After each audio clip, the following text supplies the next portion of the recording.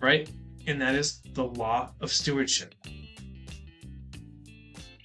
So raise your hand if you guys have ever ignored a so-called small opportunity, right? I need to tell you about my biggest mistake. It was 2019 and I got a message from someone wanting to pay me only $200 for a simple consultation. $200, that's it. I almost didn't even respond because I was just thinking way bigger than that. I was waiting for those $5,000, $10,000, $20,000 clients.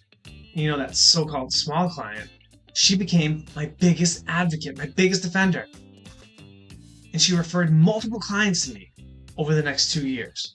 But I almost missed it because I was too proud to steward something small, because little is much when God is in it.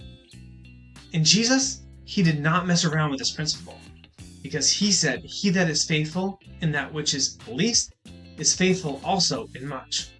God is literally watching you, how you handle those small things, before he trusts you with the ginormous big stuff.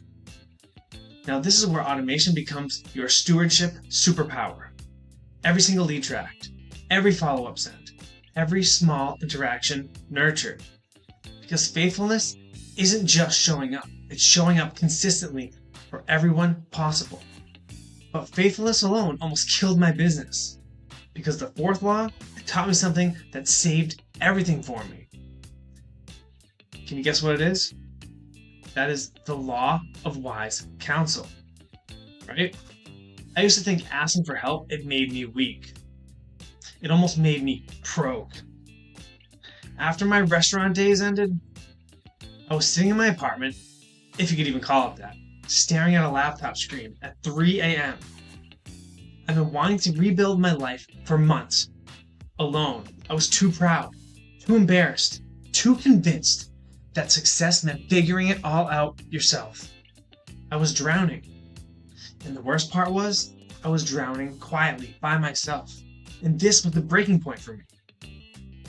And the Bible, it cuts straight through any lies.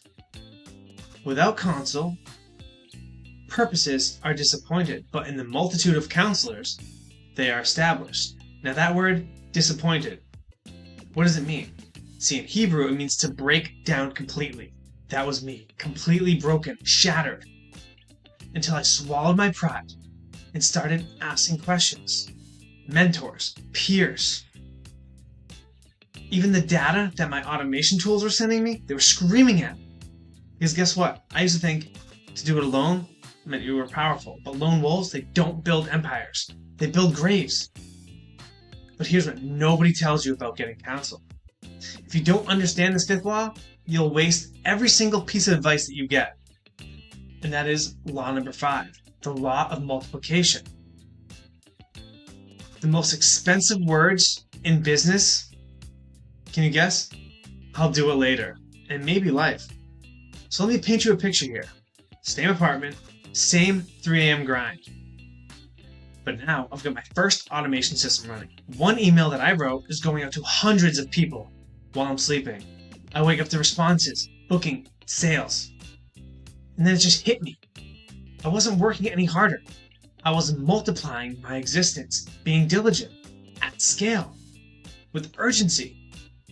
See, the parable of talents isn't just a nice Sunday school story. It's God's blueprint for exponential growth. Exponential.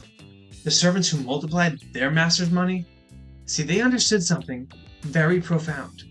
Burial is the enemy of multiplication.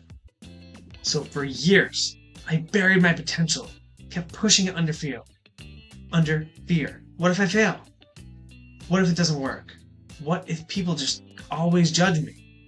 Now, while I was asking those damaging questions, my competition was building these systems that work 24/7, like now I'm doing.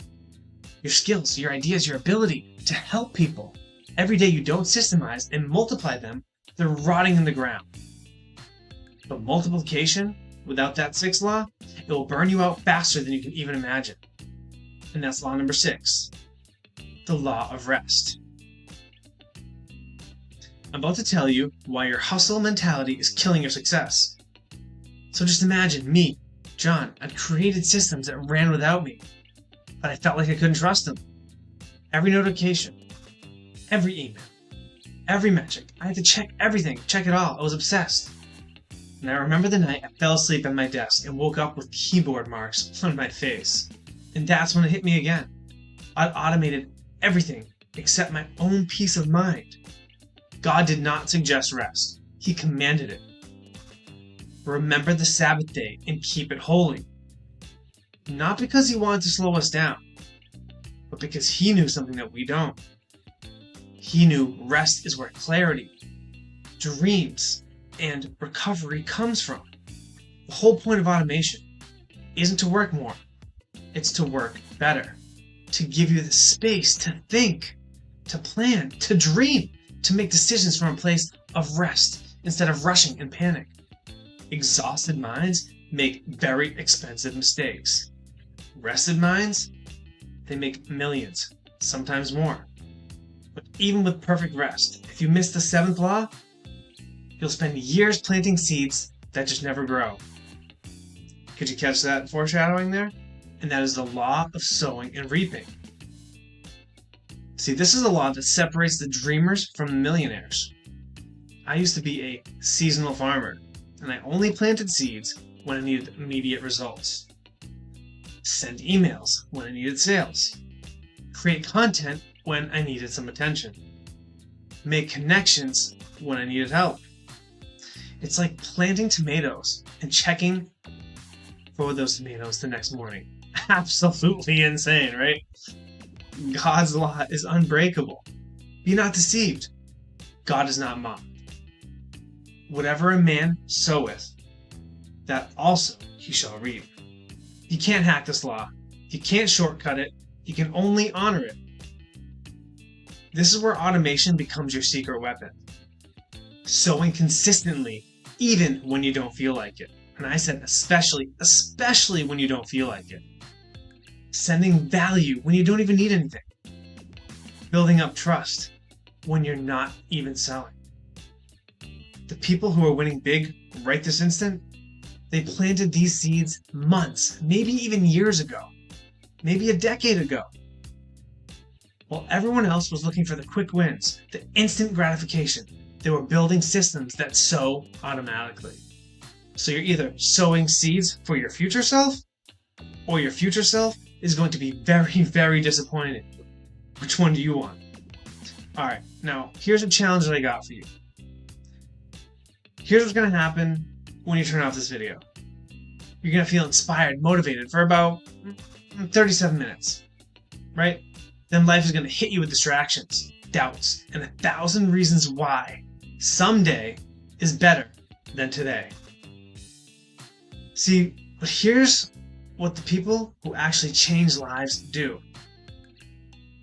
They pick one law, just one, and they apply it this week. Not next week, not when they feel ready, this week.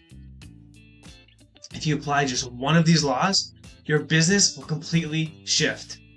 And if you apply all 7, you'll become absolutely unstoppable.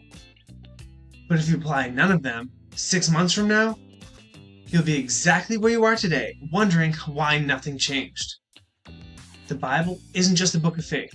It's the most reliable success manual ever written. And it was written by the best God, only God there is. Every principle has been here and tested for thousands of years. They worked for King Solomon, they worked for me, and they will work for you. Right now in the comments, tell me which law hit you the hardest. Not because I need to know, but because declaring it makes it real. And for those who are ready to go deeper, who want to see these laws in action, stick around. Because what I'm about to share next will change everything for you. God didn't bring you this far to leave you where you are. Your move.